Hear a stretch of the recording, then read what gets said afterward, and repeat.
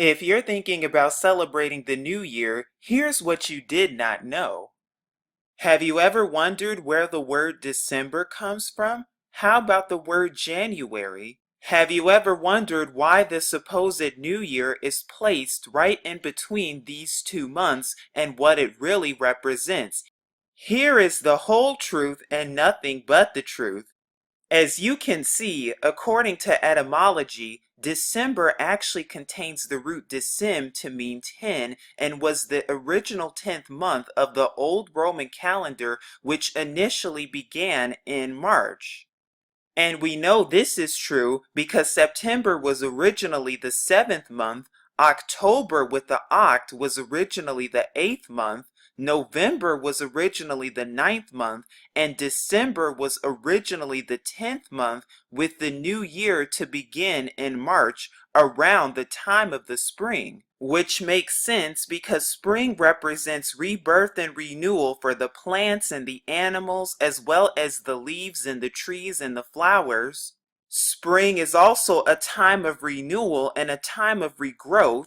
And according to both Roman and Hebrew traditions, the beginning of spring is actually the beginning of the real new year, which was also true and the case for ancient biblical times because the first month of Abib began the spring according to Exodus chapter 12.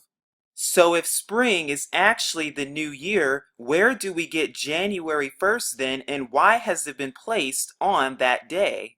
Because what you're currently looking at is a picture of Janus, who is the idol of beginnings, gates, transitions, time, doorways, passages, and endings in Roman mythology. And as you can see right here, he is depicted as having two faces, one which looks back into the past and one looking into the present, which symbolizes and represents looking ahead and looking behind, which is actually where the month named January comes from and originates from and is named after, as you can see here, even from Britannica.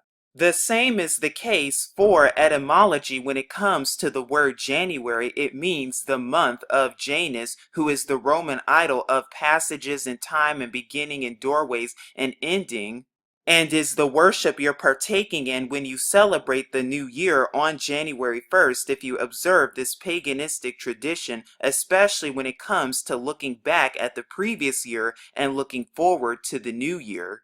But how did everything get twisted, and how did January 1st come about? Because according to the ancient Roman calendar, there were actually only 10 months in them, with no January or February whatsoever, a calendar lasting 304 days during the ancient period. However, it wasn't until around 700 BC that King Numa Pompilius added January and February to the original 10 months, which increased the year's length to 354 or 355 days in the Roman calendar. Then there was the Julian calendar that was introduced by Julius Caesar as of 45 BC and replaced the Roman calendar, and in this calendar it introduced leap years, 365 days that were divided into 12 months, and this calendar even included February 30th as a real date.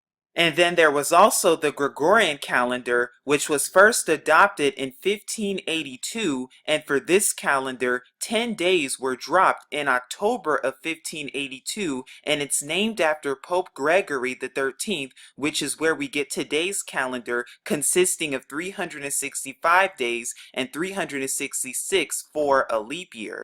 And of course, today's calendar, which is used by much of the world, stems from the Vatican and Rome, part of the beast system, which would think to change times and laws to hide the real new year, which begins in the spring. Now that you know when the real new year begins and what January 1st is all about, now the truth can make you free. And as always, remember to seek YAHUAH and his true son YAHUSHA for even more truth. But this is Truth Unveiled here, saying shalom.